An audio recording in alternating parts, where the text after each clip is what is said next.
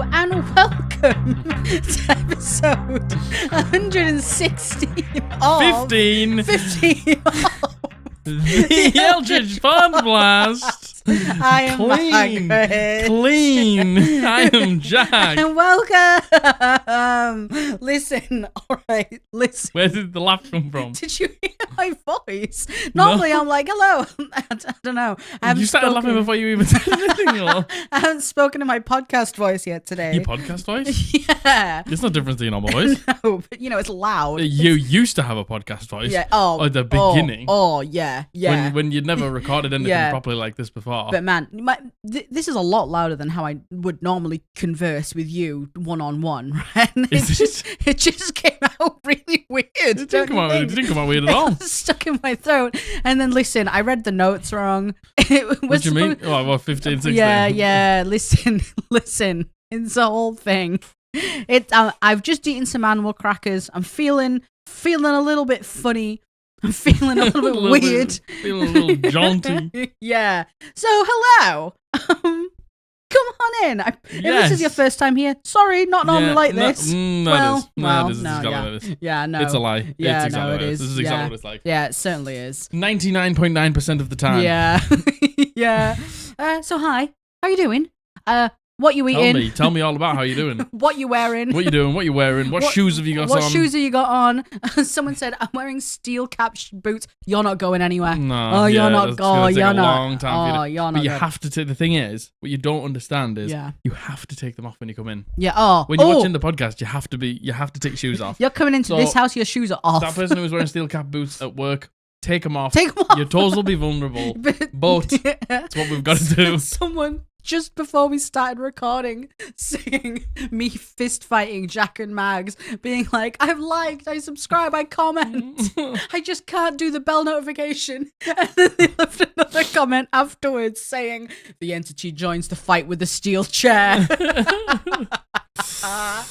If you've liked, commented, subscribed, and hit the bell, you might have done enough. Oh my god. There's a potential that you might have done enough. Oh, okay. It's just in the balance. What's the criteria of definitely doing enough? There is no such thing. Understood. So you've got to take the chance. So you're gonna. So what you need to do is absolutely, definitely, 100%, without a doubt, like, comment, subscribe, and hit the bell to have a chance of safety. Understood. So of safety. If not. For you and your family. Do you always have to be prepared for a suplex from the entity? Yeah. Right, understood. You're going to get a people's elbow for the entity's elbow. So that's for you. Yeah. Hello, how are you? What you doing? I got animal crackers in my teeth. I don't know if you guys do this. I cycle through foods that I really, really, really like every month or so. This month's animal crackers. This one's animal crackers. Hear me out. They're so good. It was a last minute in the basket. It was on the online shop. It was. Tesco went.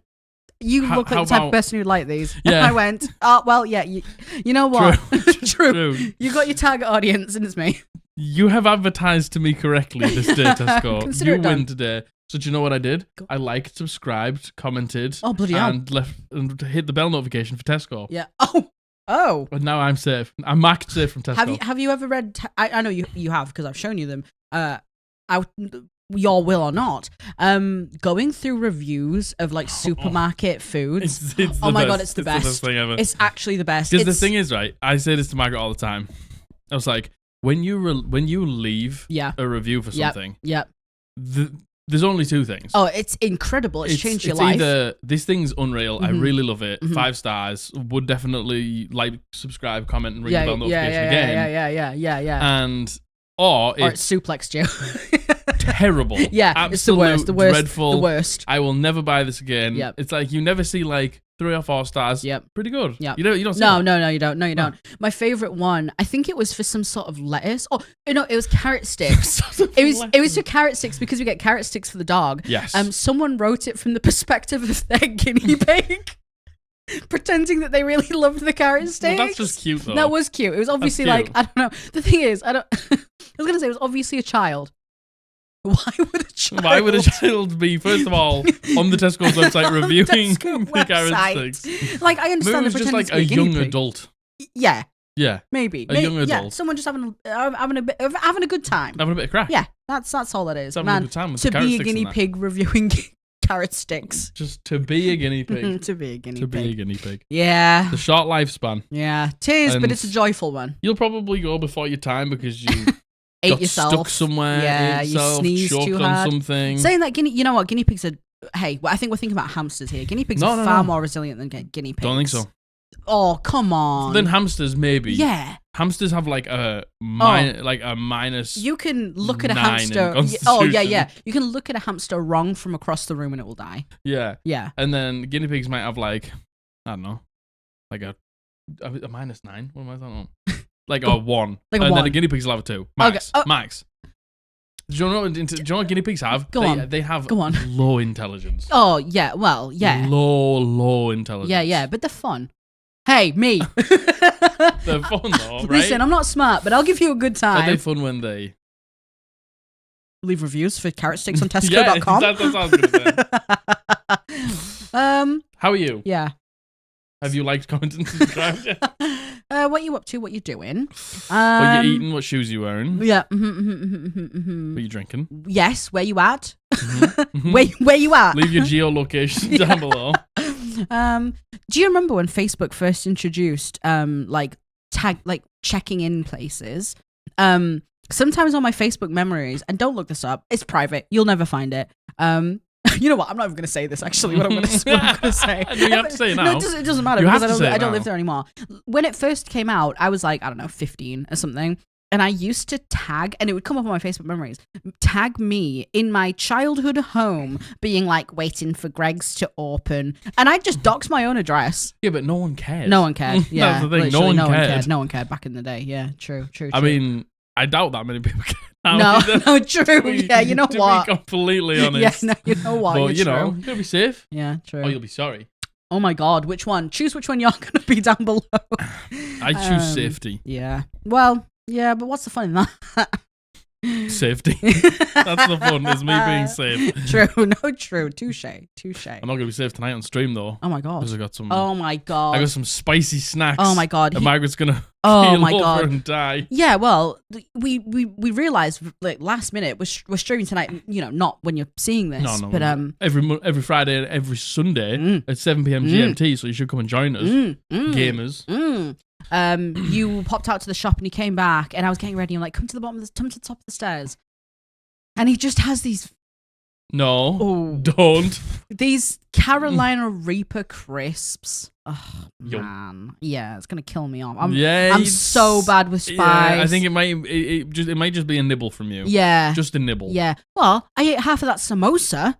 And that samosa nearly killed me off, by the way. Spicy though. Jeez. The thing is though, with the samosa, I was tricked. It's because I was tricked. It's because it was so like stealth spice. Yeah, it's marketed as a fruit samosa. A fruit savory samosa, like a spicy, not a spicy. No. There was no like a savory sweet like snack. Yeah. But we smelled it and we were like, that smells quite aromatic. Yes, yeah. And then we bit into it, and then it was like the spiciest thing I've ever eaten.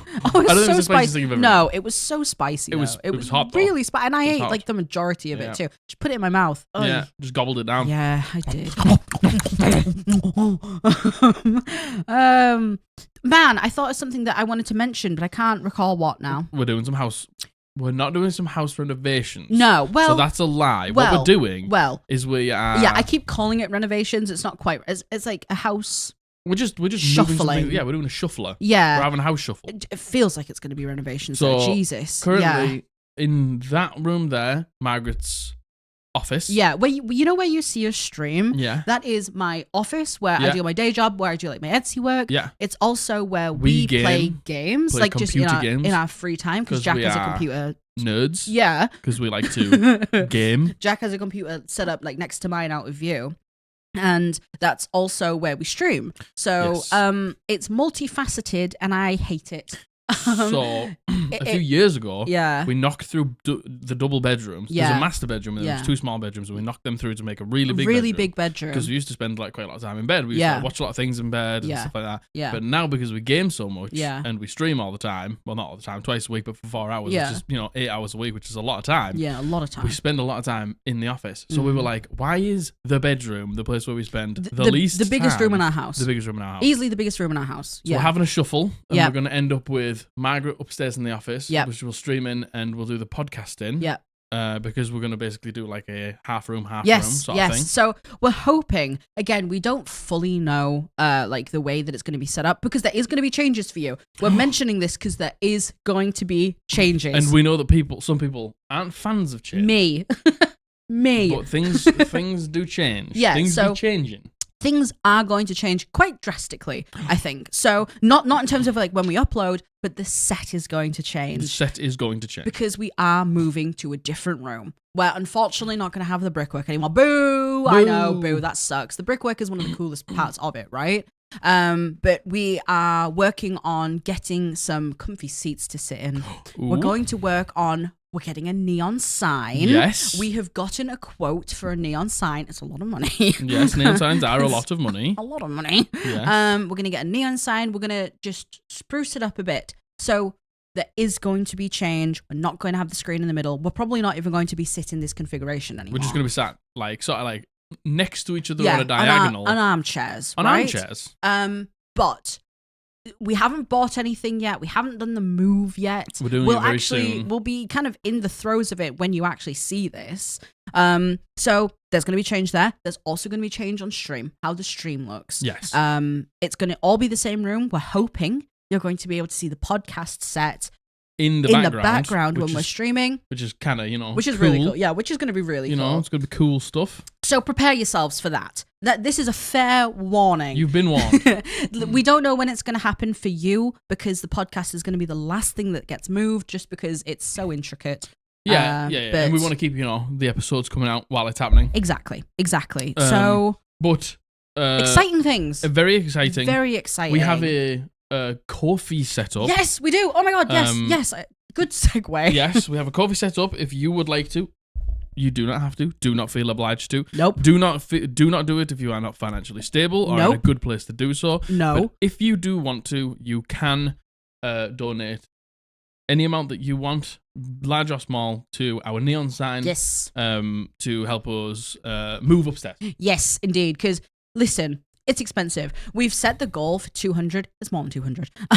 But, and first of all, we absolutely do not expect to crowdfund like the whole 200, nope, by the way. It's just anything that you want to, we'll put it towards it, and then we'll do a big thing with everyone's names, and we'll all say thank you. Maybe we can, like, when we get it, we can have like a on stream, and being real, mainly on stream, because the goals are on the stream. Yeah. You're going to be able to see it on stream. You're still going to be able to see it on the podcast. Maybe we can have like a games night together. Yeah, and, well, big thank you to everyone who donated. But play Fall Guys together or something.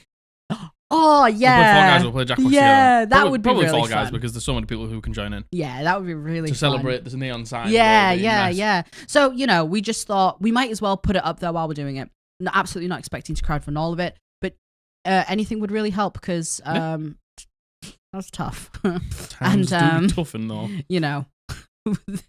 Capitalism really popped up. Really popped up today. The neon sign looks really cool, though, from the drafts that we got. Super cool. So, yeah. We're really excited. Awesome stuff. And again, please, my God, hey, look at me. Don't donate if you can't.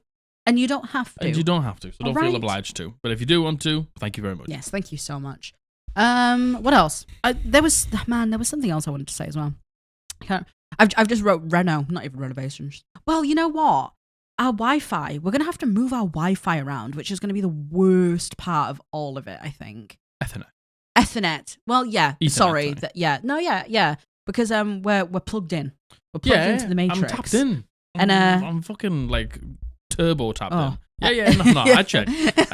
I'm fucking tapped in, baby. Our like Ethernet box is down here. When we got the house renovated last time, we had to get someone to come out and like move the port around, and we're gonna have to do it again. Sorry, because my dad's gonna do it. Yeah. It's just a whole thing. Do be an electrician though. Yeah. So Yeah, there's going to be changes, and it's going to be good. So, you know what? If for a little while, when we move it, the set looks a little bit janky, you didn't see that.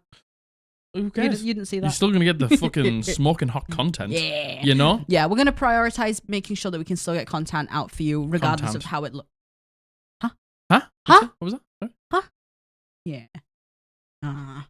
What else was I going to say? I was like, I don't know. good thing to talk about, calendar. All gone. Out my brain. I'm level 29 this season of Discovery. Yeah, I'm level 28. Yeah. To be honest, we haven't really been playing it that much. No, but every time we go on, we level up. Yeah. Every now and then we'll go on, but we do smash it out. That's about it, really. Yeah. Life's just been cruising along. Yeah, agreed. I can't really think of anything else. Cleaned out the shed. We cleaned up. Jesus Christ. Many thousands of spiders. Oh my God, we cleaned out the shed. Well, what we haven't told you in the house renovations, I'm going to call it renovations. Yeah, just call it renovations. Is not only are we moving both of our offices around with all of our equipment, we have to move our bedroom around. Yeah. Listen. The bedroom is going to be in the smaller room so we can have the bigger room for activities. It's just going to be a lot of moving. And we bought a shed years ago. Probably to hold like old stock and stuff like that, because we once upon a time had a business that held a lot of big stock. Yeah. And we cleaned it out yesterday. Yeah. Oh my God. Like, you know that sheds and garages, you have the best intention to have it organized, and then for it to be like this place that you can just go in and be like, I need this and grab. It really just becomes a dumping ground. Yeah. So you end up just like throwing all sorts of random stuff in there. So we went out there yesterday and we cleaned it out, didn't we? Yeah, we did. And there was many spiders. Oh my God. There was many very large spiders. Oh my God. It was, oh my God. And every time I was opening a box, there would be one just like looking at you. Yeah, it was horrible. God, it was absolutely. Leave this place. It was diabolical. Yeah, so I, safely and humanely. Yeah, put them in a cup. And chucked them out. Chucked them out into the garden. Yep, they were so big I could see him when he like chucked them out like over the wall. The cup. I didn't chuck them over the wall. No, well, chucked them out the gate.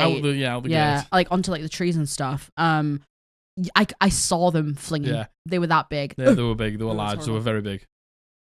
Anything else? Nah. I'm warm. Are you? Yeah, I'm warm. Oh, every time. Was that good? Yeah. Did you enjoy that? Yeah. Feel better now. Yeah, I Can you carry on? Can you soldier on now? Mm-hmm. Good. I feel like you're doing a good service to the people being able to. Yeah, thanks, Jack. Well, with that, shall we move on to today's topic? Yes. We're doing D&D advice. We're doing some advice for the gamers out there. We're doing D&D advice, baby.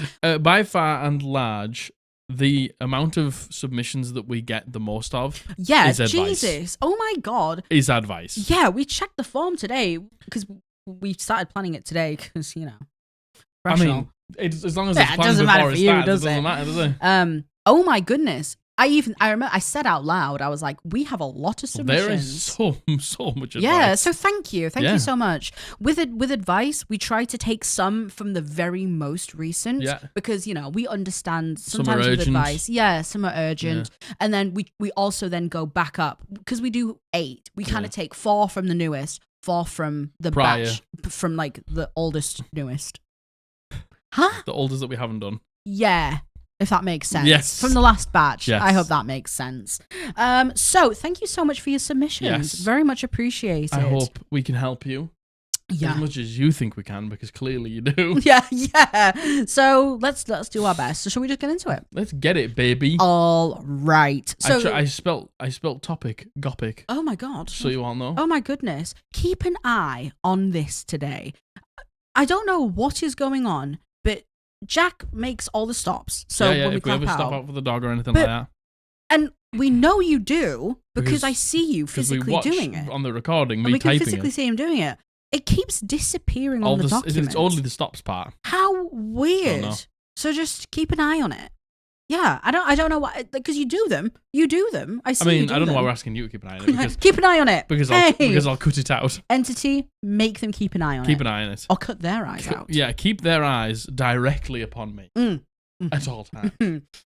So this first one has been sent in by Poddy, and he uses he, him pronouns. TY Poddy. Thank you, Poddy. What's happening, Poddy? Hey guys, after the recent Hope Monster homebrew and the pride I felt at you two loving what I created inspired me to finally post this, so thank you. Yeah, Poddy's an incredible writer. Yes, very good writer. Yeah, I will say. Always enters the homebrew challenge, Yeah. and the homebrew challenge that he always puts in is always very cinematic. very well written. Incredibly very well written. worded. Yeah, Like, incredibly well it's written. written like somebody who actually knows how to write. yeah. Do you know what I mean? Yeah, no, Like, definitely. Somebody who is clearly like studied writing. Yeah, of some no, description, yeah, in my opinion. 100%.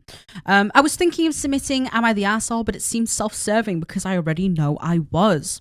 To give it too long, didn't read, and context, I tried to run a campaign in the Discord and basically ended up way too nervous and having panic attacks prior to the session and ended up cancelling multiple times with no notice to the party.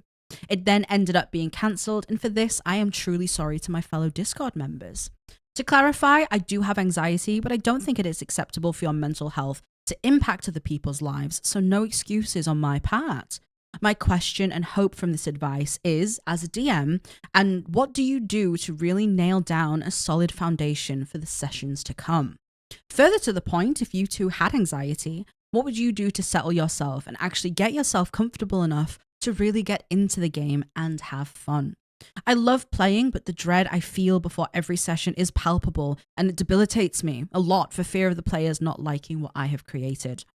I love creating and writing, but when it comes to showing other people, I just feel it is no good compared to others. Much love, Poddy. Okay. Tough. It's tough, that, isn't it? That's just a tough situation. Yeah, listen. Obviously, Poddy mentions the Discord server. Obviously, we know what went on with that. And that is something that, yes, I will say at the time it was a difficult situation for everyone. Yeah. I will say, but that is just part and parcel of learning how to manage these things. It's just part and parcel of life. Yeah. Like, oh my god, 100%. It's just how it is. Yeah. Like, especially if you are of a nervous disposition or have anxiety. Yeah. Like, these things can just get the better of you. And hey, we would all be lying if we said we didn't do this too. Oh, like yeah. if there wasn't at some point in our life where we just didn't turn up, we just said something to make sure we didn't have to turn up. We've all done it. That is being a human. That is being alive. Just being alive. Right? And so Poddy, don't beat yourself up too bad. Yeah, I also feel like, Poddy, you're being so harsh on yourself here. Like, I know when it's you and you've sat on it for a while, which obviously you have, right? Because this was a long time ago that this happened now. Yeah. Like, I can tell that you're still thinking about it. Yeah. And you don't have to. Just let it go. Let it go. Let it go. You do not have to worry about things you did or did not do. Everyone else has let it go at this point. Exactly. So exactly. Don't worry about it. And in terms of, for you, I think you need a few things, actually. I think when you're building a group for yourself, I think you need a bunch of players that are the sort of players who just want to get through what the Dungeon Master has planned. Yeah.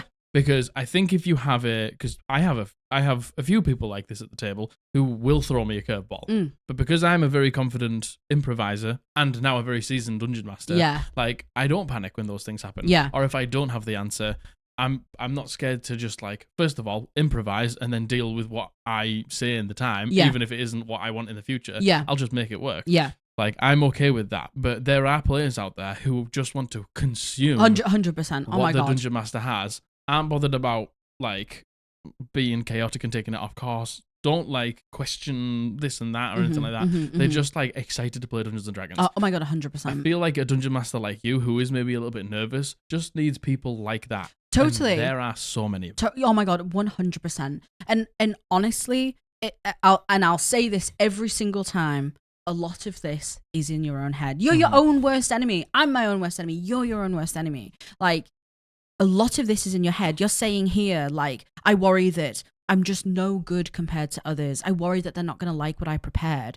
If you take out the uncertainty, because it's so easy when you don't have confirmation either way, right? For you to just spiral. And I understand. At the end of every session, just go, did you guys enjoy that? Yeah. And then they'll all go, yeah, that was fucking ace. And you'll be like, Cool. Yeah, and I was going to say something else. Sorry. No. You're allowed to make points too. Oh, thank you. You're allowed to make points too. I was going to say something else. That's what I was going to say. I've read your submissions, Poddy. Your mind is a palace of great ideas. Yeah. You have fantastic ideas. The way that you write, Yeah. like you have clearly like big picture ideas for like bad guys and world primers and things like that. What I think any dungeon master like you should do, like who is maybe a bit nervous, who's worried about it like all becoming too much and something like that, is start small. Yep.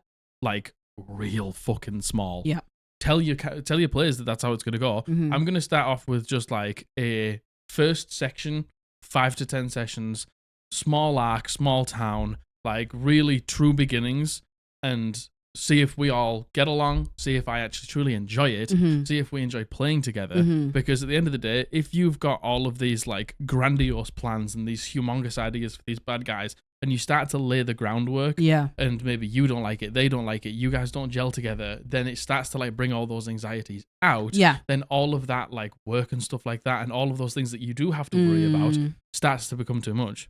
If you literally just play Phandelver, if you literally just do a, like, I don't know, the mayor of this town has been corrupted by some evil, and it's like seeping into all parts of the city, and you just need to somehow figure out what's going on and take that person down as like a intro to see if you all get along, to see if you truly enjoy it, and then you can follow on from that and then start to lay the groundwork for the rest of it.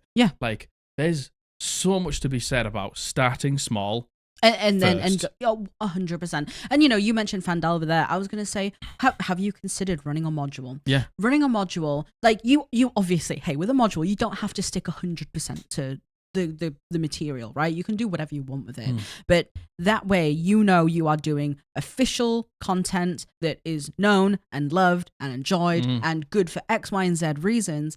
The people you recruit for that are gonna know what the situation is, right? Like, there's something to be said for running a module. Yeah, 100%. Just to dip your feet in. And the thing is, I was going to suggest do a one-shot. Do a one-shot exactly like you did. Introduce the players to your world, the concepts. But I know you already did this. This is exactly how the campaign you started in the Discord, it came from the one-shot. And let me tell you, the reception from the one-shot you did was wonderful. Yeah. You had absolutely glowing feedback from the one-shot you did. So you can do it, and people really did enjoy it, right? I think it really is those moments where you don't have the confirmation of either they liked it or they didn't like it. It's so easy to spiral from there. And I just think you need to just be honest to the people around you. Like, you are especially in the Discord, you are around a bunch of people who understand like how much like mental it takes to be a dungeon master. Very much so. And how much it can take a toll on your mental when things maybe in your life and like things that have gone on for you prior like begin to crop up back again. Just being honest and being like, do you want to know what? I'm feeling really nervous today. Like, can we maybe see how the first hour goes or something like that? Yes. Do you know what I mean? Like, exactly. being open and honest. And then, when you get in there and you realize that, I think we all put so much pressure on like dungeon mastering, but at the end of the day, you have to want to do it, and second of all, you have to enjoy doing it. Otherwise, there's no fucking point doing it. Oh my god, like, definitely. You've got to want to sit at that seat and dungeon master. Yeah. Otherwise, you're just gonna fucking hate it. Yeah, agreed. You have to enjoy it. You have to have fun as well.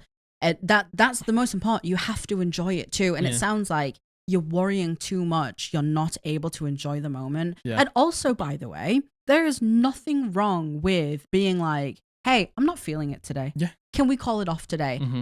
Nothing wrong with that. Everyone, and we're not just talking about people in Discord, people who were your friends, anyone who was a normal human adult should be able to understand that and be okay with that. Give yourself the lenience to, if you need to say, I don't want to do this today, you can. Don't push yourself to do it. Yeah. Because then you'll just resent it more. And don't just make up excuses. You're allowed to feel what you're feeling without having to make something up that you feel is warranted to take that time off. You don't need to make an excuse. You're allowed to have the time off. Take the time off. 100%. And like, again, like, I can't reiterate this enough. Like, everybody plays D&D because they want to. Yeah. and they just want to play Mm-hmm. Dungeons and Dragons and roll some fucking dice Mm-hmm. and just live out their elven fucking life that they can't do in their IRL. Mm-hmm. You know, this is an escape for all of us and you. And we put so much pressure on, like, oh, this story needs to be delivered. It's just like, you're a fucking guy, buddy. Mm-hmm. You're just a dude Mm-hmm. who's got a fucking life and all these things going on, and nobody's expecting miracles from you. Yep. The fact that you turn up and you've got a session planned and you've got a story to tell and stuff like that, that's enough. Yeah, 100%. So just like, give yourself a break. Yeah, oh my God. And to I every feel Dungeon like Master out there, give yourself a anyone break. listening to this who's feeling like this, give yourself a break. Give yourself a Because break. the only person who's not is you. Your friends don't expect anything from you. The people you're playing with don't expect anything from you. I think, honestly, the only thing people expect is communication. Mhm. That truly is the only thing that Mhm. I think people not even expect. The only thing people want is communication. So in terms of things you say here, what do you do to sell yourselves? I remind myself they're here because they want to be, not because they have to be, Nope. not because they're being forced to be. They're here because they want to be. Yep. If they had a problem, they would tell me. Mm-hmm.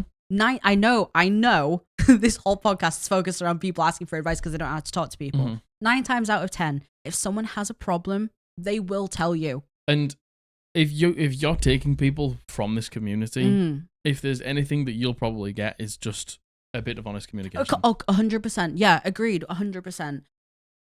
At the end of every session, say to them, what did you enjoy? You could do the stars and wishes. Yeah. You could go, what did you really enjoy in this session? What would you like to see in the next Yeah. one? Love this. Could we get some of this? Love Exactly. this. Can we get some more of this? It's such a Do you know what I mean? positive way Yeah. to get feedback like that. Yeah. Check in with them. Make sure they're enjoying it. And if they're not, they will tell you. And then you can talk to them, work it out, get excited about it, and move forward feeling better about it. Don't sit in this by yourself, Poddy. Start small. Mm-hmm. Don't fucking lay down the groundwork for your BBEG and this like cosmic like anthology of campaigns that you're going to do. Just start off with something small. If you all get along, you all enjoy it. Yep. They enjoy what you're doing. Then start to think bigger picture. Yep. Because totally. you already know they like how you Dungeon Master. Exactly. They like And who like you your are. story. They Yeah. like the way you tell the story. Exactly. Do you know what I mean? If you get to the end of that like small adventure and someone's like, it's not for me, they leave and then you get that's somebody so else in. fair. But Yeah. the other 3 people are like, you did a great job, really enjoyed it and I can't wait to stay. Then you're like, Exactly. That's the absolute best case scenario too. Start Having small. someone being like, hey, yeah, I'm just not feeling it. Yeah. Give them a world primer. Work with them on their backstories. You will get so much enjoyment and joy out of that and communication. And at the end of the day, if it comes to it and you're feeling nervous beforehand, be comfortable enough to say to your group, I'm feeling like this. Can I cancel? Or I'm feeling like this. Can we just give it an hour and see how I give it feel? an hour and see how I feel? Or I'm feeling like this. It's still going ahead, but please be aware that I'm feeling like this. Take it easy on me. Exactly. Some honest communication will be all you need. Go a million miles. Give yourself some credit, Just Poddy. give yourself- All right? just Give yourself some credit, break as well. please. Yeah. All right? Indeed. I hope that helps. I hope that helps. I really hope it does. And that's for that one. Well, can go for a lot of Hey, I'm looking at you, not you. Yeah. Out the way. Get out the way. You. I'm looking at you. You. The Mhm. one that hasn't liked us. I'm looking at you. Give yourself a break. All right? Okay, good. Hope that helps. Yes. Let us know. Keep us updated.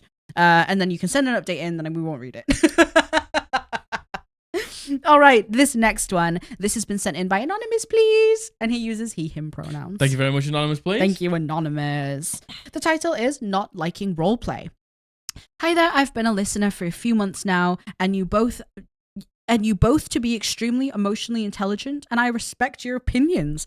So I thought I would ask you. Thank you. That's incredibly kind of you. That is extremely kind of you. Thank you very much for your kind words. Thank you.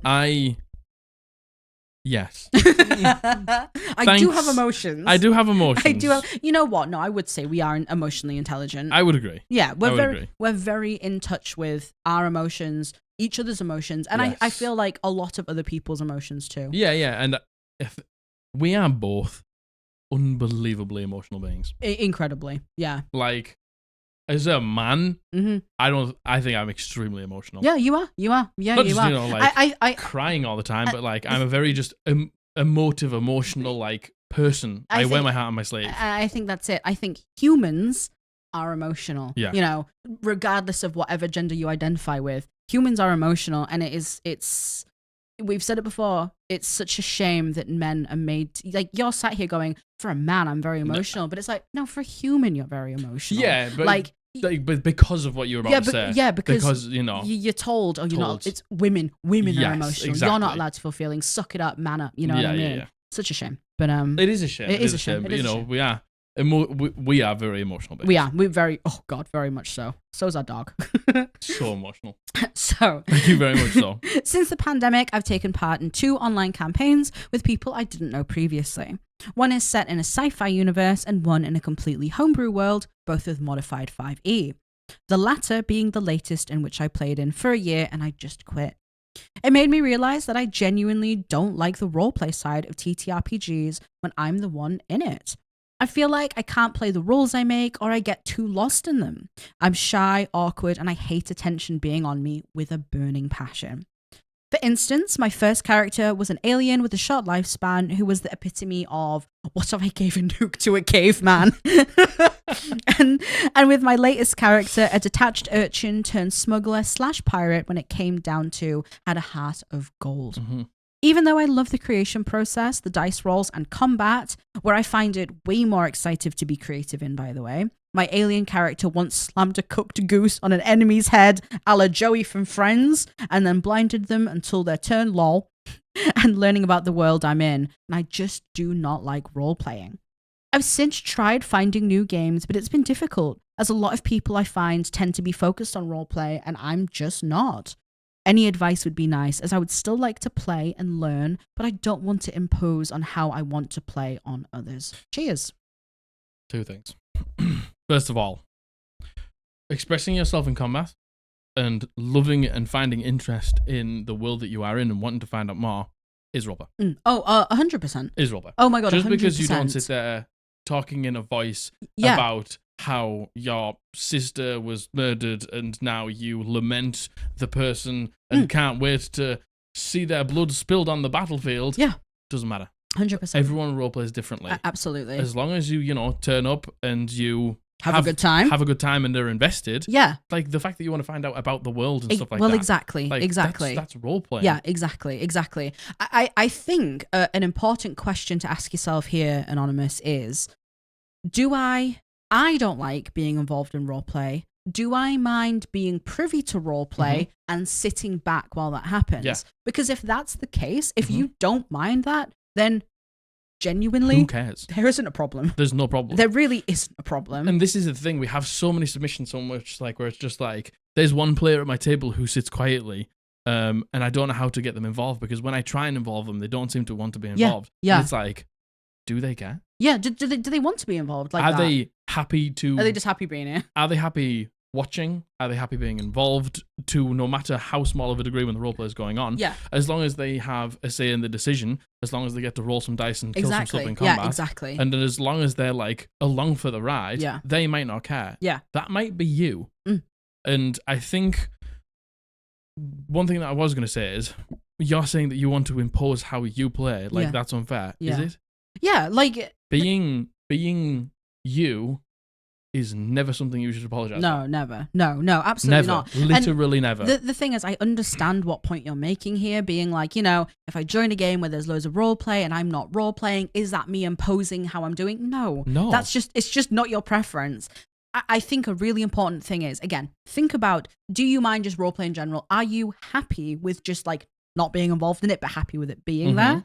And if you are fine with that, then any table you do approach and they say they have role play, I would just make it really clear saying, look, I just don't really like role playing in this sense. I don't really like it, but I am so happy to be here. I love the combat. I enjoy doing these things. If you're happy with me not chiming in so much in like roleplay conversations, for example, then I'm happy to be here. Yeah. And, that open communication, if people say no from that point, that's fair enough. If people say yes, there you go. Like, and I think because we get like so many things like that, as long as you are open being like, I'm going to be quiet during roleplay, but just so you know, I'm having a great time. I don't mind you roleplaying. Yeah. And I'm happy to be involved in decisions, but like I don't need like this deep and meaningful like sit down fireside chats and stuff every night. to feel like involved. I'm happy just watching. And, I think if anyone's got a problem with that, then it's like, maybe that's not the table for you. Yeah. But as long as you just reiterate Totally, to the dungeon totally. master and the players around you, just so you know, I'm having a great time. Yeah, Like, absolutely. Never feel like I'm being left out. Yeah. I'm just more interested in other facets of the game. And you know what? If I ever feel like that, I'll let you know. Yeah. Yeah. If I ever do feel like I'll let you know. I do want to roleplay, I'll speak up and start to roleplay. Yeah. But and also, if I am sad being left out, I will also let you know. Absolutely. Yeah. And you know what? I know it is hard to find a game that doesn't have at least some element of role playing in it. I don't think it's as hard as you think. Well, no, yeah, but I'm assuming in the sense of kind of what OP means here, because again, like you said, like just like flavoring your shit in combat is role playing. Yeah. Like by just doing that, you are engaging in roleplay. Going through a dungeon and checking for traps and being like taken back by what you see and things like that is roleplay. Yeah. Being invested in the dungeon master's story and wanting to progress it, and taking the leads that they put out there, taking the plot hooks that they put out there, that's role playing. Just because you don't, again, speak in a funny voice or something like that at the table, and talk about your backstory for hours on end, doesn't mean you're not role-playing. Yeah, totally. And I'm telling you, being honest with you, there's fucking loads of tables. There is. Out there. I promise you, there is. Where it's just like a dungeon crawl, basically. Yeah, it's just dungeon crawls. There is. You may find more, if that's what you want. Obviously, I don't know exactly what you want, but I'm just going to give you a few options here. You may find more success with a slightly different system. Yeah. Because I think a lot of Pathfinder 2e games seem to be very crunchy in terms of combats and numbers and things like that and strategy from the things that I have experienced. Yeah. That might be fucking bullshit. I might be talking out my ass. But you might just have a better look. Do you want to learn another system? That's up to you. Yeah. But there are so many dungeon crawling, goblin smashing games out there. Genuinely, there is. Maybe things like looking at your local friendly game store, right? Yes. Take a look there. Normally, there's something called Adventurers League that is run, which is basically all kind of one story, but people can drop in and drop out. Yeah. That doesn't mean that it's not conducive to role play, because of course it will be. Yeah. But something like that might be better for you. Just something where you can just go in, do some combats. Yeah. I promise you, there is absolutely games that don't focus on roleplay, that focus on combat. Maybe something like a gritty realism game. Yeah. Something like that. But I think, again, this is going to be like this for all of them, right? If you just communicate exactly how you're feeling and what you want from the game, I think you should be fine. I think it will be all right. Yeah, and I think that there's plenty of tables that will just accept you for being somebody who doesn't like roleplay. Totally. Goodness gracious. And as long as you're just like, I'm having a great time.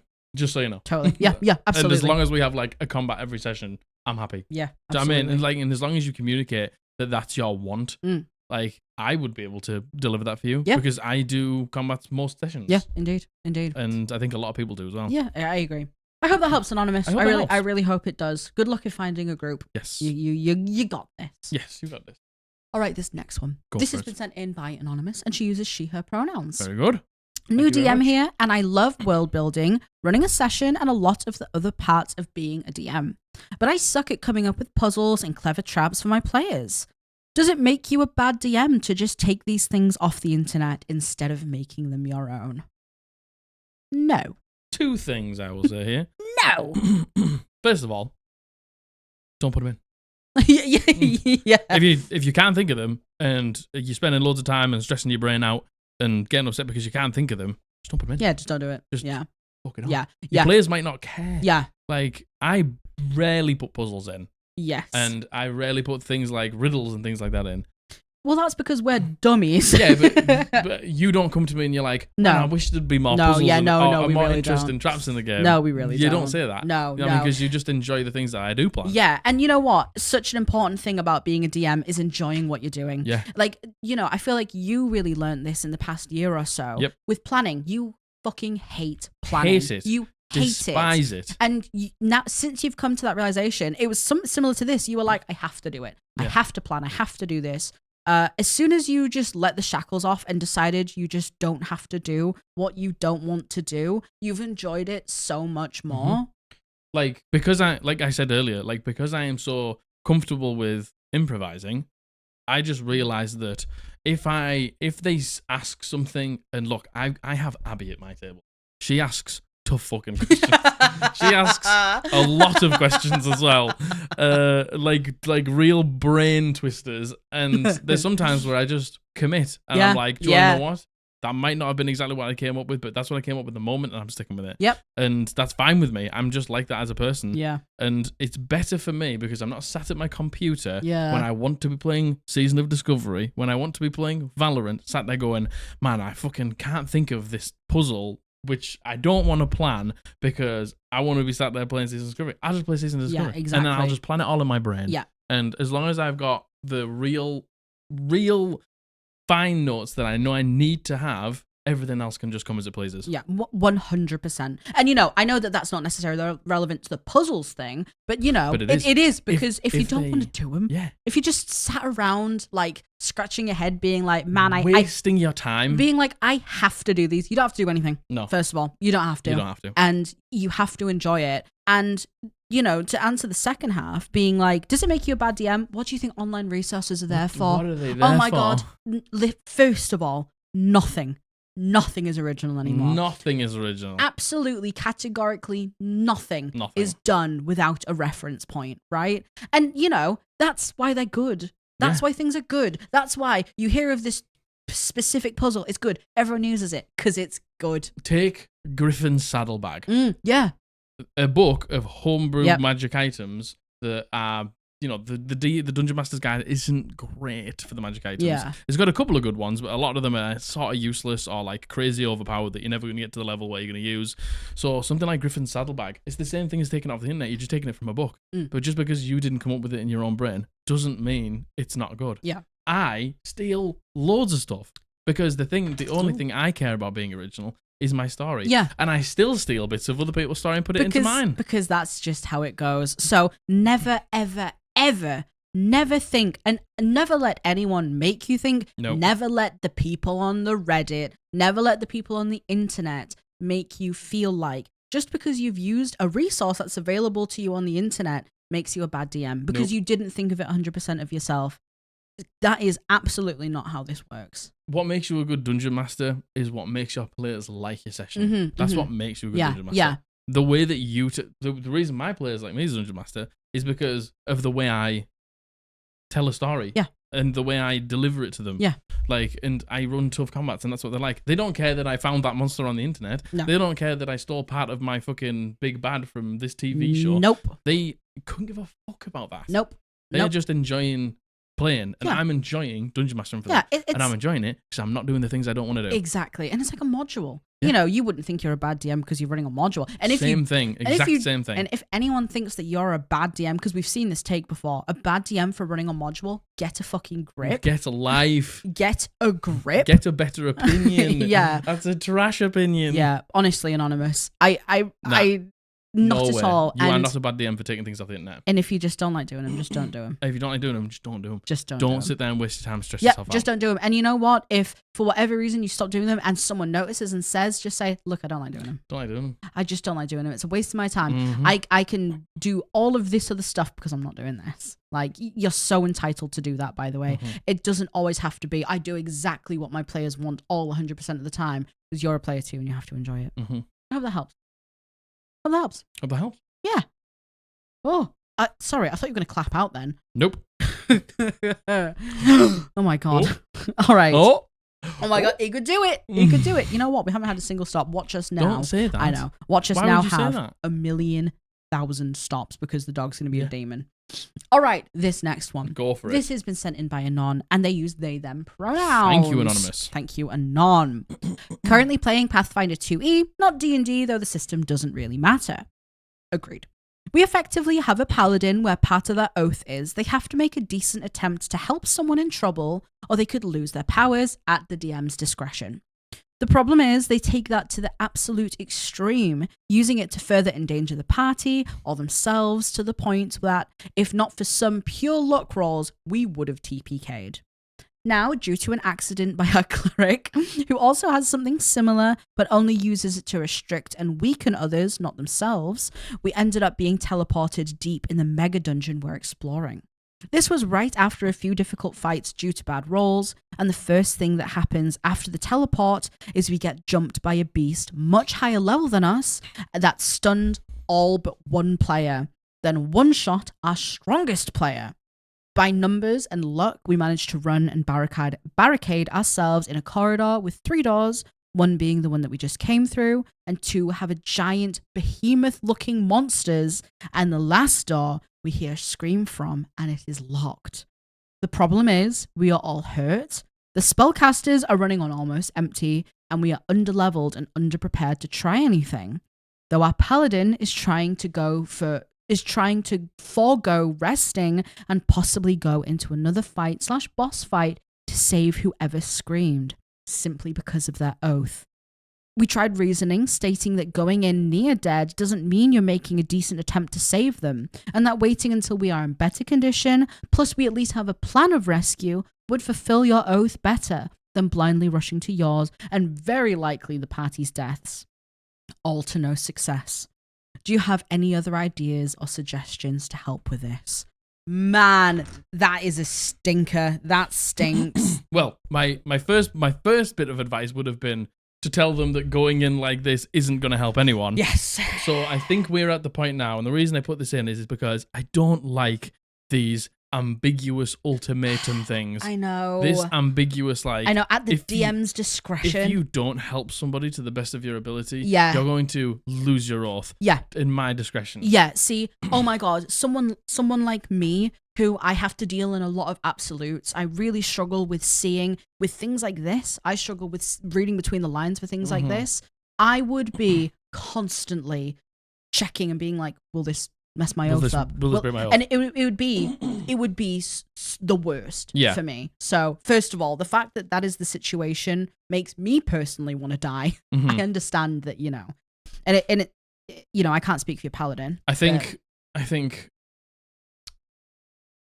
put it this way. If your dungeon master was to, if you weren't going to go and help straight away and you had to take a long rest. Oh, 1 second. My Discord's firing off again. Oh my god. And it's upset my dog. Oh no. So, just put your laptop on Do Not Disturb. Sounds good. Put Discord on Do Not Disturb, you ready? Interesting. Boom. Oh my god. See ya. Nice. If the dungeon master was to be like, yeah, you didn't go and help fast enough, I'm going to have to take your oath against you. That's not great. No, I agree. That is... Yeah. My advice here is you need to speak to the dungeon master. Agreed. Yeah, and absolutely, I think you need 100%. to say, for our sakes, I think you need to be a little more clear with the paladin. Yeah. That as soon as they don't help somebody instantaneously in the moment they need it, when it's going to literally TPK the rest of us, they aren't going to lose their oath. This is a big problem for us. Big problem. And, say exactly what you've said here and on. You were like, we would have TPK'd multiple times. This has happened the absolute extreme. This has happened, we're always in danger. And, this exact situation, you can use it. That's exactly what I was going to say.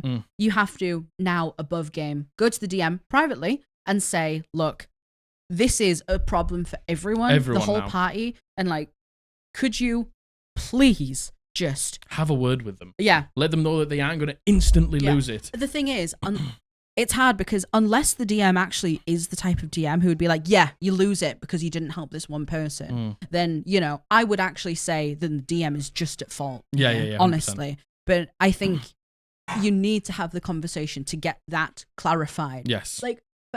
For everyone. Because it's hindering the party. Yeah. Them just hurtling themselves into danger. Yeah. Because they have to help. Otherwise, they're going to lose their what? Their oath. Their oath, that's the one. Sorry, the dog's crying. It was put me off. It's just a nightmare for everyone. Let them know that it's not going to just be an instant breaker. And, they'll be like, you did the right thing there by not rushing in. And their deity can, tell them that. Totally. So it lets them cool their jets in situations like this. And you know what? Based on what you're describing here, the fact that this beast was obviously so much high leveled than you got teleported by accident, the cleric did something which then triggered this, as an accident, and you got put further in, suggests to me you shouldn't be there anyway, and this could potentially be your DM's way of being like, you are not prepared You for aren't this. prepared. You are simply not prepared for this, and you have to do something Yeah. about it. But, you know, again, sometimes people can't read between the lines, and people need to be told that. Yeah. I think you have to have a conversation with the DM. Yeah, I agree. That's the because I think you've been very reasonable with being like trying to reason with them in the way that you have, because that is very logical. What you've said. Because again, the thing is, I don't even think if you had a conversation just with the paladin, it would change anything. Yeah. Because there's still this discretion between the oath being broken or not. Yeah, right.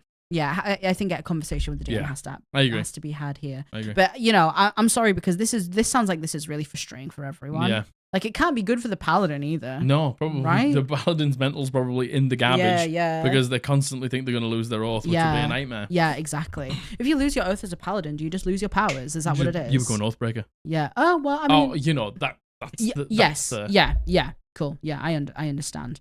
Yeah. Have a word with your DM, definitely. And let us know how that goes. And because it's hard because we don't really know whether the DM is doing this intentionally. Yeah. And the DM is. They're enjoying having it loomed over the paladin. Exactly. Because that would stink. That would really fucking stink, by the way. Like if you have an inkling that your DM is doing that fucking stinks, and that's its own issue. But let us know how it goes, Anon, because I feel like that could go like one of two ways. Yes. And without the context, we don't really know. Yeah. Have a word with them. That's what I would say. Yes, I would agree. All right. This next one. This has been sent in by Batmuncher. Batmuncher? He goes by he, him. Very good. Thanks, Batmuncher. Cheers, Batmuncher. This is like on stream. What was it? It was it Bone Masher? Bone Masher. It was Bone Masher, the Warlock the Bone Masher. Yeah. You've heard of Bone Masher. Now you've heard of Batmuncher. Now, what about Batmuncher? What about Batmuncher? Yeah. Thanks, Batmuncher. Hey, you guys. Something that's been on my mind lately, and I totally understand if you feel that this may be weird or difficult to answer, but maybe you do have something, and I'm willing to try any advice you may have. So, a couple of characters I've played, I can't help but feel like they've become main character-y. And the fact is maybe different levels of roleplay among players, which is no one's fault. It may be the entity making me self-conscious. Mm-hmm. But the thing that comes to mind the most is I feel like I make my backgrounds too heavy. In 3 of the 4 campaigns I've played, 2 of which are still active, it feels like my backstory is what is pushing the script forwards. Sometimes in cooperation with the DM, and sometimes it can come as a surprise that my backstory is the driving force for the party. I don't want to toot my own horn, in brackets toot, but I make it a point to put a lot of work into my backstories and character development. There's absolutely nothing wrong with having individual arcs for each PC, but just as much as I want to be a part of the story, I don't want to be in the spotlight as often as I feel I am, especially if it makes me feel like everyone else is just following me for the ride. I have one character who is an erratic princess whose decisions to defend/reject the crown could determine the fate of the entire continent and its citizens. Another character for a different campaign who I created because I felt it fit the primer ended up being something of the leader, since the DM buffed their class ability, and this allowed the character to detect all of the major plot hooks. If there's any advice you have, I'm happy to hear it. Also, you stink. Thanks. True. No, yeah. Hey, listen, you're not fucking wrong. Oh, yeah. Uno reverse. How about you? You stink. How about that? How about that? Yeah, how about that? You stink. That one. Oh, so, hey. Yeah. It's tough. It's tough because it's like... Two things are. Yeah. Do you mind being the main character? Do the other people care? That's it. It sounds like yes. It sounds like Batmuncher does mind. Yeah. It sounds like, this whole thing is saying like my characters are becoming too main character-y. I feel like it's for all these reasons, but is it because I'm making my backstories too heavy? So, but what? Now combine the two. Yeah.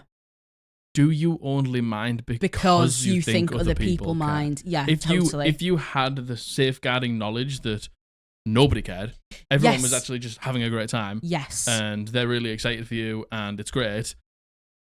Would that take pressure off of you? Would you care anymore? Exactly. Yeah. Because I feel like a lot of these things, and first of all, oh my God, I'm so with you on this. Like, I really am. And I feel like this comes from a place of self-confidence, like a lack of self-confidence, Mm-hmm. and it comes from a place of not necessarily enjoying all of the spotlight being on you, Mm-hmm.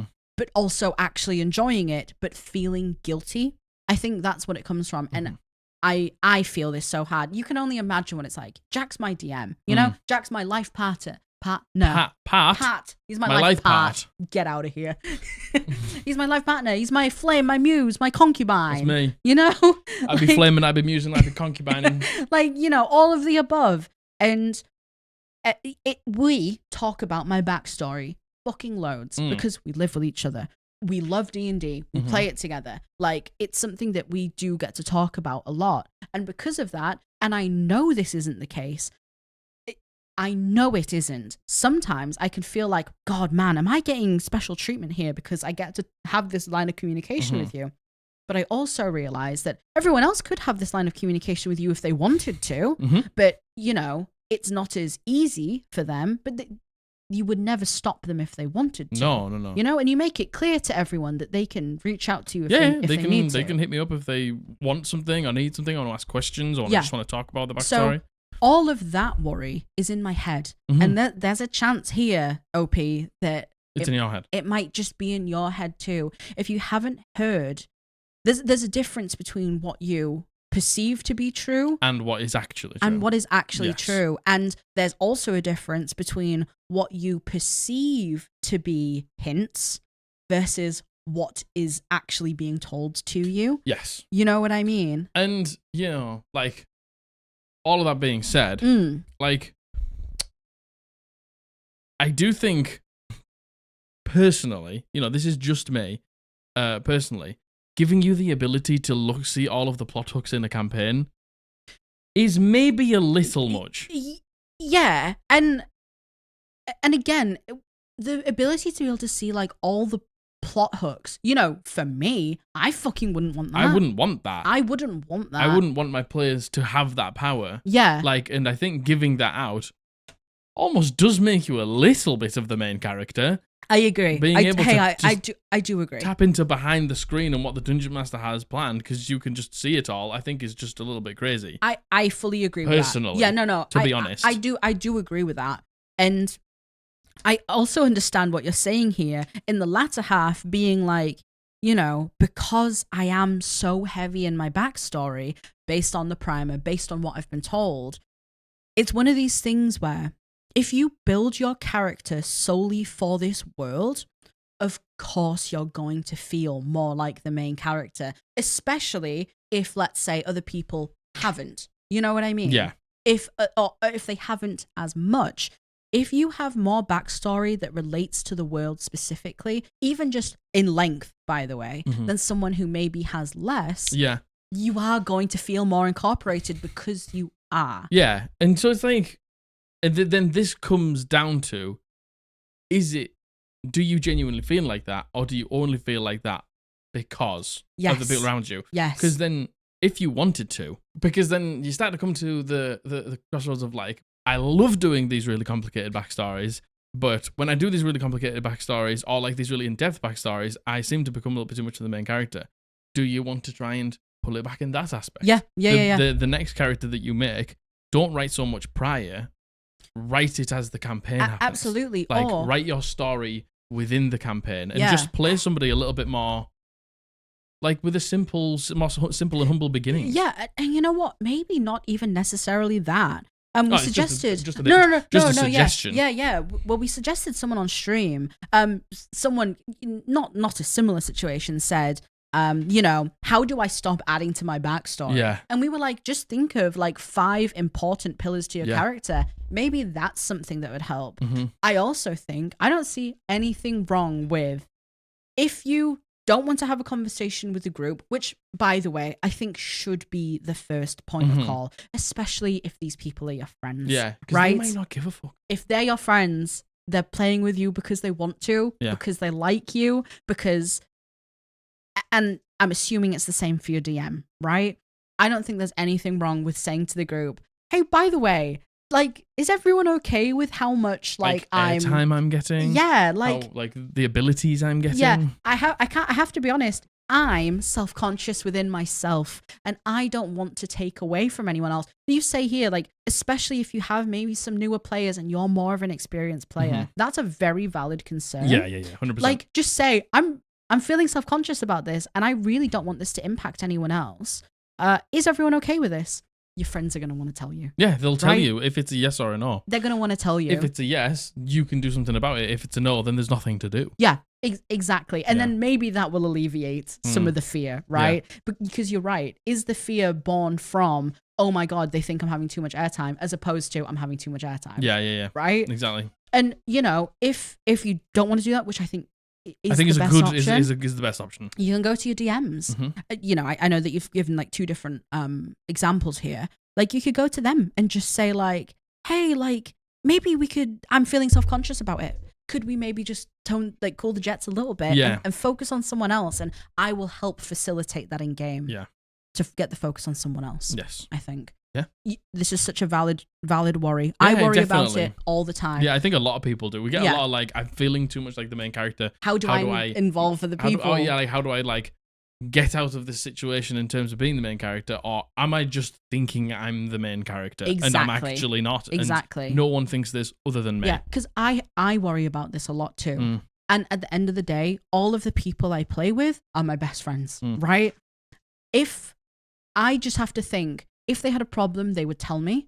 And if I ever got too self-conscious, I would just say, you know what I mean? I would just say it to my friends. And, you know, I talk a lot because I like talking to the NPCs. One of my favorite things to do in the game is talk to NPCs. It is. So I do naturally talk, I would say, more than everyone else in the game because I'm always fucking trying to chat with NPCs. Maybe not Matthew. No, well, yeah, but you and Matthew are like the spearheads of the roleplay, I think. I would say Matthew focuses more inward on towards the us, and I focus more outward. I mean, don't get me wrong, I'll corner people on a night to talk to. Yeah. Don't get me wrong, but you know, I know exactly how you're feeling. I understand this fear, but if they're your friends, you can just ask. It's and I think almost 100% in your head. It probably is. Yeah, it probably is. Yeah. I hope that helps, Batmuncher. Batmuncher. Bat munchies Munching now. on the bats. Me when I munch your bat. Me when my bat get munched. Yeah. My bat gets My munched. bat get munched. Not munched. Got munched. Single munch. Thank you very much for your submission, Batmuncher. I hope that helps. Let us know. Yes. All right. This next one, this is third to last. Yes. So loads of time. Advice takes a little bit of time. Yeah, you got plenty of time. Don't worry just yet. Your steel toe caps will have to go on. Yeah. Kill your jets. This has been sent in by HarlsTheBard, and they use they them pronouns. Thank you very much, HarlsTheBard. Thank you very much. I, 30, am fairly new to D&D, about 2 to 3 years, and have recently tried DMing a game for my 2 friends. Let's call them Alex and Ellis going forward. Awesome. Neither Alex or Ellis have really played D&D before, so we're all just kind of learning together. I have watched dozens of D&D podcasts and campaigns. I have played a few one-shots, familiarized myself with the mechanics, classes, races, etc. And just generally, I feel like I know what I'm doing, even if I have to wing it sometimes or stop to look up certain things. We are all the time. Matthew Mercer still has the PHB next to him just in case. 100%. You can't remember all of them all the time. Sometimes you just forget things. Nope. Alex and Ellis have watched some Critical Role / Dimension 20 compilations, and as far as I'm aware, that's basically it. So here is where the problem lies. As we started playing, I came to realize that neither of them had really done any kind of prep. We made the characters together, and I tried to help guide them without just outright making characters for them. I helped them choose their races, classes, spells, weapons, and I even went over everything with them when we were done and answered any questions they had about how they can use certain spells or abilities. Basically, the only thing they did on their own was come up with backstory, which I had them submit to me. But it became clear to me very quickly that neither of them know anything about what their characters can actually do. They don't know what spells they have, they don't know what those spells do, or what actions they can do, how many spell slots or superiority die they have, or what skills their characters excel at. They both have full access to their full character sheets all the time, and I made sure they had all the basic D&D materials they might need, For example, books, PDFs, official guides, online resources like D&D Beyond and Roll20.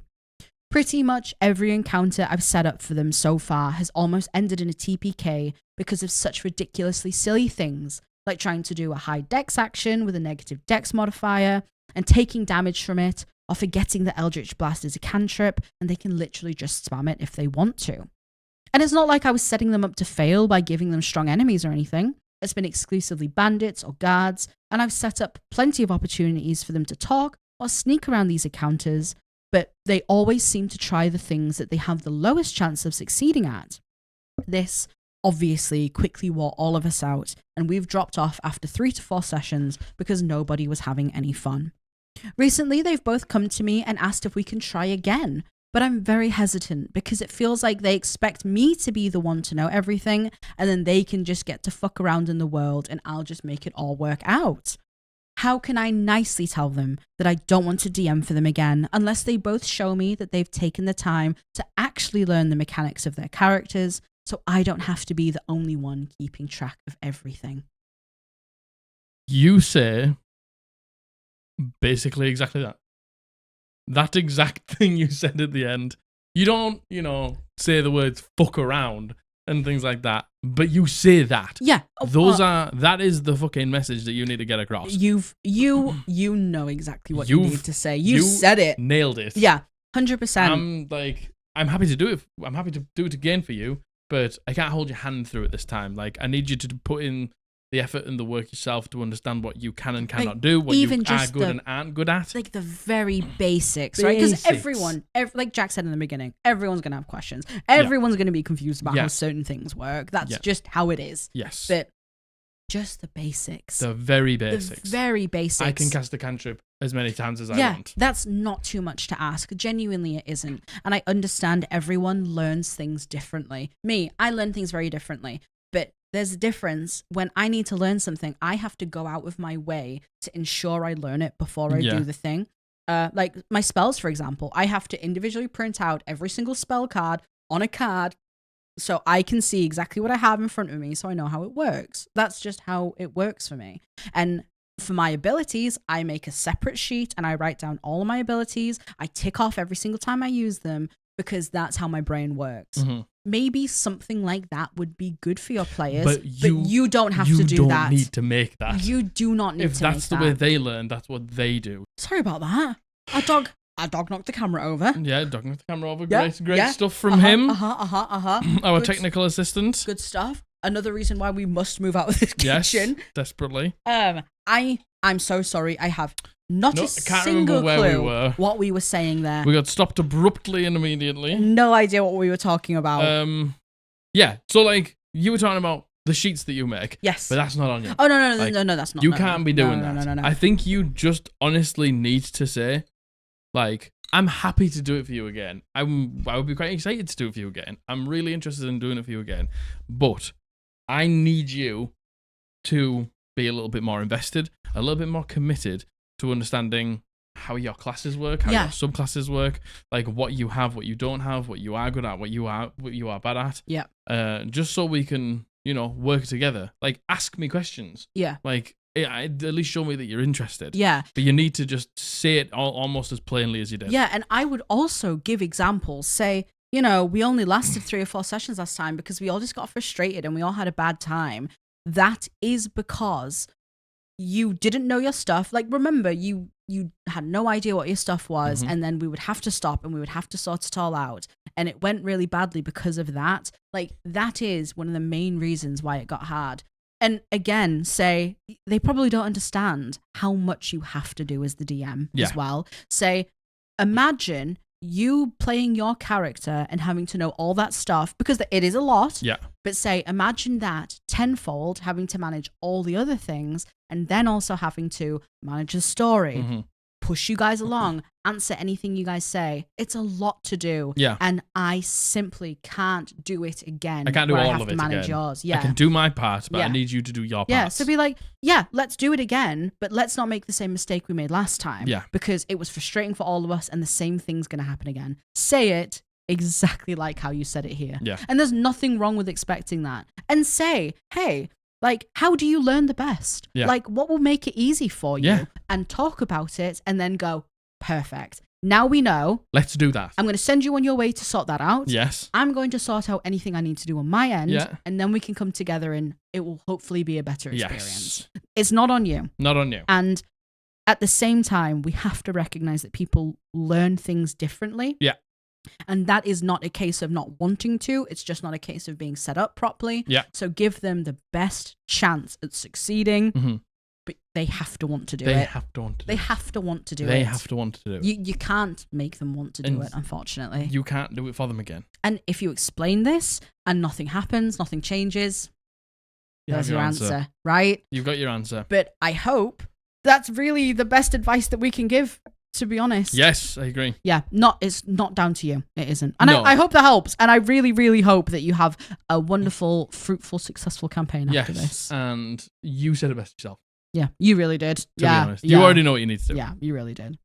All right, this is the penultimate. Second last. We're on to the second last. Second last warning. Second last warning. Boot Ba, ba, ba, wearers, ba, ba. start doing your fucking shoelaces. Steel up now. toe cappers. You better get them on. Yeah, you better get moving. fucking better get them on. Croc enjoyers, you're fine. You're fine. You're fine. You can put your little badges on the Crocs. Yeah, you're fine. You're fine. Put your little things that you clip Entity on. badge, yeah. Your All entity right. badge on your Crocs, yeah. So, Should we release some entity Crocs? yes, let's do that. Let's make some. That is the nichest thing I think anyone could possibly make. I don't think so, Margaret. Entity Crocs. All right, this next one. This has been sent in by Anonymous, and he goes by he, him. Thank you. Thank Anonymous. You. Thank you, Anonymous. Okay, so I'm fairly new to D&D, and I've been playing in a friend's campaign for about 4 months now. One of my fellow players from this group wants to try DMing, so I get to make another character, which I love to do. Except I always have the same issue when I'm making one. I have a hard time because I always want to avoid using popular tropes or ideas that are directly inspired from a well-known character in other media. I made a really cool small Goliath Circle of Land mountain druid idea that primarily uses earth-themed That spells. sounds fucking sick. It does. That sounds dope. But someone kept calling the character an earthbender and said, "Oh my god, that's so cool. You're like Toph? I hope I'm saying that right. From Avatar." And like, yes, I am. But now I don't want to play that character as much anymore because I no longer feel original and they kind of unintentionally ate me up with that. Should I just embrace that some things are always going to be comparable to other medias? And how should I deal with someone constantly comparing my character to another one? I appreciate any advice and also loving the content from you guys. Thank you so much. Anonymous. Thank you. Loving the content from you. Yeah, Uno reverse card. Yeah. I love the content that you make. How about that? How about that? Yeah. So I can't really help with if that like upsets you and annoys you. The only thing that I could say is you could ask that person to stop. 100%. If that like, you know, gets under your skin. Yeah, oh yeah. Like you can just ask that person to stop. Oh, you're so well within your rights to ask that person to stop. to be like, hey, like, I get it, yeah. And, you know, I know that you're probably just saying it as a joke and trying to be funny, but like, Yeah. you've said it so many times now, like, it's not funny anymore. Can you just drop it? Yeah. Nothing wrong with that. I mean, you know, it might not be that though. Yeah. It might just simply be, oh, that is sick. Yeah. That is like Toph from The Last Airbender. Yeah, yeah. Like, that's awesome. I love Yeah. that show. Yeah, Do you know yeah. what I mean? Like, the thing is, people compare, like, people in my campaign compare shit that they see in my campaign to stuff that they see in popular media all the time. Oh, That's 100 probably yeah. because I did take it from there. But, Yeah. you know, like, I take that as a compliment. Yes, Because, yeah. you know, like, the fact that I was able to portray it and my idea was good enough for you to understand it in comparison Yes, yeah. is cool. Yeah. Like, I don't think there's anything wrong with it personally. With what? With, you know, like having something close to something else. Oh, no. Well, Nothing no. at all. Oh my god, this was going to be my exact point, Anonymous. Look, nothing is original. Nothing is. Nothing and no one is original anymore. No. That's not a bad thing, by the way. And I'm sorry to say that. And I know that you've maybe heard, like, reiterated probably online, probably by people you know, being like, oh, they're just copying. Oh, they're not original. Oh my God. You're just a snowflake. You have to be so original. You don't. No one cares. No one gives a fuck. Anyone No one who cares. is emotionally mature doesn't fucking care if No something one. is like the other. And I know that maybe you're saying here, like, I do care, but I'm just saying you don't have to. You don't have to. The idea, you saying, should I just embrace that some things are always going to be comparable? Yes, because they are. Because they are. Because they are. It doesn't even matter if you didn't even think of it. And there's times where I've done something in my game, and someone said, "Oh, that's like this," and I've been like, "Huh, yeah, like that." You're right, it is. Yeah. And I didn't realize. Yeah. But that's, because we are inspired by the things around us. Yeah. We're inspired by the things we see, the things we read, the things we consume. And like, especially when they're fucking cool. Yeah. Like, of course we're going to take inspiration from those 100%. things. Like, don't ever let that be a problem for you. Play the characters you enjoy. Play things that make you happy. And if somebody compares them, you can ask them to stop. But at the same time, doesn't matter. Yeah, like, I know you say here that they're like, oh, they said, oh my God, that's so cool. You're like Toph from Avatar. And you're like, well, they ate me up on that. It's like, I don't think you're saying they ate me up on that, but it's like, they're not saying that as an insult. Yeah, and I know you're taking it as an insult because you want to feel like you're original. And the thing is, you're original because you're you. Like, and the way that you interpret it and play it. Like that by itself creates originality, right? And I'm not, all ideas are taken from something, right? All art, all creativity comes from being inspired. Yeah. The feeling of inspiration is so special, and the feeling of inspiration in itself is something that should be celebrated. Oh, I took inspiration from this, I took inspiration from that, and that's why this makes it great.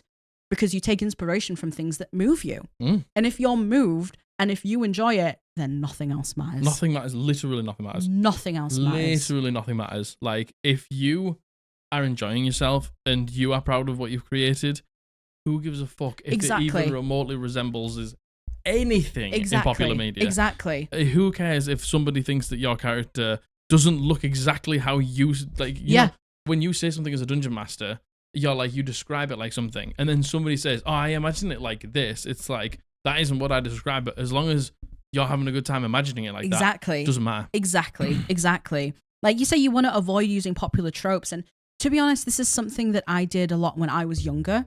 I used to want to be like, no, yeah, I'm original. Yeah, I'm going to come up with this all by myself. I'm not going to use this. And I did that with a few of my first characters. But as I got older, as I got more experience with D&D, I was like, man, the tropes are fucking great because they're great. Yeah, the tropes are good for a reason. And like, the thing is as well, whatever you start off the campaign as and who your character is at the beginning, by the end of the campaign, they're going to be completely different anyway. 100%. Because they're going to get changed by the campaign. 100%. The thing is, they should get changed by the campaign. Yeah, definitely. That's the point. Definitely. So, like, whatever your Dungeon Master has in store in terms of the story, in terms of character development for you, like, embrace it and don't just be... And, like, if it was similar to Toph from Avatar, it's like, just embrace it. Exactly. Just let it happen. And I think here, you're like, oh, I want to avoid doing this, and they said this, even though it was a compliment, but they ate me up, and now I'm upset about it. And like, being honest, the only person in this situation making you feel bad about it is you. Yeah. And that's not your fault. You've probably been told many times, you've heard many times this reiteration of, oh, if you're copying, if you're not original, you're not cool. And that's simply not the case. Not the case. Like, you're putting yourself in a box, and just, hey, give yourself the freedom to just enjoy whatever the fuck you want to be. Just enjoy what happens, enjoy what comes, Yeah. enjoy what is to be, what comes to pass. Yeah. Don't be fucking stressing yourself out about being original. Exactly. Because that's a fucking surefire way to become miserable. Miserable. Totally. 100%. 100%. Like, I really hope that helps. Yeah. And hey, anyone listening here, if you just want to free them shackles of... Just shake them off. And you know what? No one's judging you apart from yourself as well, by the way. No one is judging you apart from yourself. So take the key, because you have it, unshackle yourself, and free yourself. And just live your life. Yeah, 100%. Just live it. 100%. And stop worrying about things like this. Absolutely. I promise you'll have a better time. Oh, million times over. Mhm. Hope that helps, Anonymous. I really do. I hope that helps. All right, we're on the last one. Last one. Is the last one? Last one. Oh my God, you better have your shoelaces done. Have you tied them together? Oh my God, the entity tied your shoelaces together. Don't now look you down, look though. like fool. Don't look down though, because you'll get vertigo. Yeah. Oh my God, you get vertigo. Oh no, where are they? Oh, it's just from the sheer height Oh. of the hill that the entity has put you up on. Oh damn. At the same time as tying your shoelaces. Oh, entities put you on That's the what hill. happened in the moment that you were looking here to down there. Yeah, Boom. man. Yeah. Mountainside. You don't want to be on the hill, man. Sorry about that. They call that Death Mountain. Oh. And that's where you are right now, baby. They're on Death Mountain again. Death Mountain. Oh dear. God. But Croc Enjoyers, you're here. You're in the strawberry meadows, baby. You got the entity Crocs on? Yeah. Have you clicked them into sports mode? Have you clicked them into entity mode? You become sort of like a shadowy apparition. Yeah. Nice. It suits you. All right, this is the last one. Let's go. So this has been sent in by Anonymous Gremlin. Anonymous Gremlin. Thank you. And she uses she, they pronouns. Thank you. Hey, Jack and Margaret, absolutely love the podcast and the community you have created. Thank you. We love Thanks. you, Anonymous Gremlin. This is a bit of a longer one, but I could really use some help with the IRL group I DM for. We are playing Wild Beyond the Witchlight. No spoilers, don't worry. And the players have just entered the carnival, which is a pretty big thing for the adventure. I have noticed, however, that they do not seem interested in joining each other whatsoever. There are some basic carnival attractions, and everybody keeps running off to do their own thing. For the story, however, I need them to be together so they all know how to get out of the carnival so I can progress the story. And they don't seem to be picking up what I'm putting down for them. One player simply shrugged it off with, I didn't really see a reason, nor did I care much for the others. I don't know how to get the party to stick together, and I don't know what to do. I know that as a DM, I should be the one to know and fix this, but it's hard because I don't want to stray from the module too far, since this is my first time DMing. Look at me. In the eyes. Anonymous Gremlin, look at me. It is not your job as the DM to get your players to want to play fair together and play nice and fun together. That's very true. That's their job. Yeah, it isn't your job. It isn't. It simply isn't. I know you're like, I don't want to stray too far to the module, and I understand when you're doing a module, there's a need to stick to the module, right? Yeah. To get through the story. Especially for some people who, are relying on it. Yeah. In terms of like how to get through and how to progress and things like that. So I understand. Yeah. So look, you can do this with your little DM fingers and your DM your little gremlin thumb. fingers. Your little gremlin DM fingers and thumb and rub them together and just make it happen. Mm-hmm.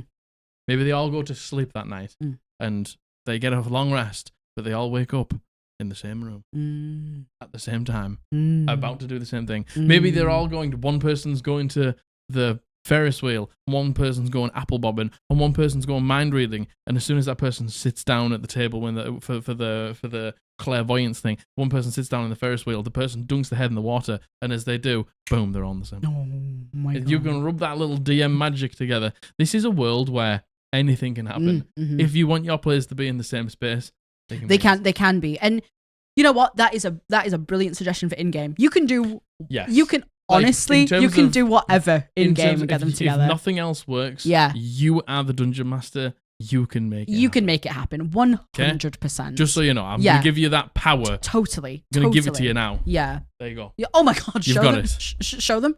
Oh my God. It's coming in hot. No. Oh. And move out the way. This is for of Anonymous Gremlin. Go on. Oh. 4 of them now. So no, I got stuck on them in the front. You can, just so you know, if nothing else works, you can do that. 100%. But like Margaret said. Yeah. Now, you mentioned here, you say that you're a first-time DM. Yes. I don't know if these are like first-time players, if this is the first time you're all playing with each other. Maybe, and hey, we've said it so many times before. First characters, especially from someone who's not played D&D before, oh my God, they're lone wolves. Yes. Okay? They're edgelord lone wolves. At least 50% of first characters are lone wolves. Yeah. Is this a case? That's a true statistic, by the way. The entity gave it to us. Is this a case of, if they're new players on Anonymous Gremlin, do they maybe just not understand the fact that you have to get along because it happens? And it took us a little while as a party to understand that there has to be a certain and there was a suspending... few people who just didn't Yeah. understand. Yeah, definitely. And there is such a thing as having to suspend your disbelief in order to make the plot hooks happen for the DM. Yes. Simply put, I know it's a role-playing game and you can do whatever you want and metagaming's bad, etc., but there has to be a level of understanding that we have to get along and we have to pick up these hooks because the DM has a story to tell and we need to go along with it. There needs to be an understanding that if we just fuck around and literally... I've been at the carnival now and I'm going to go home, it's like, well, the campaign's over. Yeah, like, if we're all just going to go home, we can't do anything. And, well, we say this all the time. Yeah. Your character has to have a reason to stay. They have to have a reason to buy They in. have to. Maybe and you know need to what? remind them of that. They don't even need a reason to get along. No. They just have to get along. They just have to have a reason to come together. Yeah. To do the thing. Absolutely. To kill the bad guy, to save the world, to progress their own plot lines. Yeah. They need each other because they aren't strong enough on their own. Maybe they need reminding of that. And that is not something. Their reason to stay is not something that you could possibly ever do for them, Anonymous Gremlin. That's something they have to do themselves. So if it's a party of new players or like, you know, relatively new players who maybe just don't understand, you know what? Even if not, and if you can foresee this becoming a regular thing, something where they've shown they're not going to take the hooks, they've shown they're not interested in working together, I think you need to say to them, hey, just so you know, as the DM, there's certain things that have to happen. And right now, because you guys are you're trying to not get along, it's making it really hard for me. Please, between yourselves or individually or with me, work out a reason why you guys want to work together. Yeah. Like, please work on your reasons for why you are here and why you want to work together. And please, for the next session, suspend your disbelief a little bit and make my job easier as the first time DM, because maybe they just didn't realize. Maybe they just don't understand that that's what needs to happen. Maybe they just don't. Maybe realize. maybe they're waiting for that moment where you magic them together, exactly, or something like that. Exactly. It's just like maybe you do just need to remind them. It's just like, you know, you remember that goal that you have. You can't do that alone. Yeah, you need your friends. Yeah, and they might not be your friends now, but they might be in the future. You can go to them individually and tell them that. You can just tell the whole party that.